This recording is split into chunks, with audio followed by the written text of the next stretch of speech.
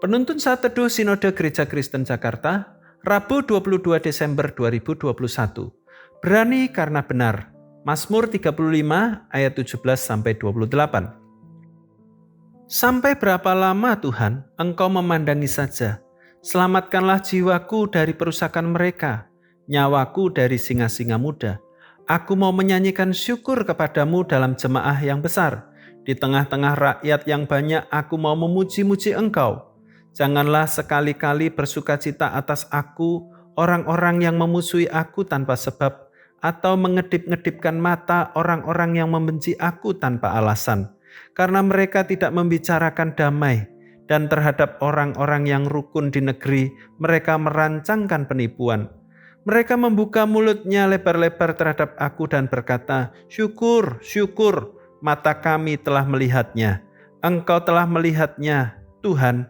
Janganlah berdiam diri, ya Tuhan, janganlah jauh daripadaku.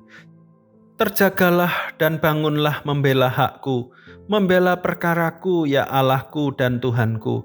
Hakimilah aku sesuai dengan keadilan-Mu, ya Tuhan Allahku, supaya mereka jangan bersukacita atasku.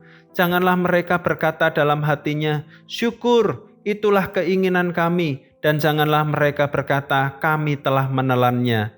Biarlah bersama-sama mendapat malu dan tersipu-sipu orang-orang yang bersukacita atas kemalanganku. Biarlah berpakaian malu dan noda orang-orang yang membesarkan dirinya terhadap aku. Biarlah bersorak-sorai dan bersukacita orang-orang yang ingin melihat aku dibenarkan. Biarlah mereka tetap berkata, Tuhan itu besar. Dia menginginkan keselamatan hamba-Nya, dan lidahku akan menyebut-nyebut keadilan-Mu, memuji-muji Engkau sepanjang hari. Kalau kita menjalani hidup dengan benar, apakah otomatis perjalanan hidup akan melenggang? Belum tentu. Terkadang malah terjadi sebaliknya, kita bisa difitnah atau digosipkan berbuat hal yang negatif. Bisa jadi kita tidak dapat menerima perlakuan seperti itu. Kita menjadi marah dan terjebak dalam permainan lawan. Lalu bagaimana sebaiknya kita bersikap? Kita dapat belajar dari pemazmur. Seandainya ia bersalah dan pantas menerima segala tuduhan musuh, tentu dia tidak pantas mengumandangkan mazmur ini. Itulah sebabnya ketika Tuhan menegakkan keadilan dan membela dirinya dari para musuh, ia juga berani mengatakan, hakimilah aku sesuai dengan keadilan-Mu ya Tuhan Allahku. Pemazmur yakin bahwa ia berada di pihak yang benar. Oleh karena itu, ia berani meminta diuji oleh Tuhan. Kalau Tuhan sudah mengujinya dan ia terbukti lulus, apalagi yang bisa dikatakan oleh para pemfitnah? Bukankah mulut mereka akan terbungkam? Kita tidak perlu khawatir saat mengalami fitnahan atau tuduhan keji.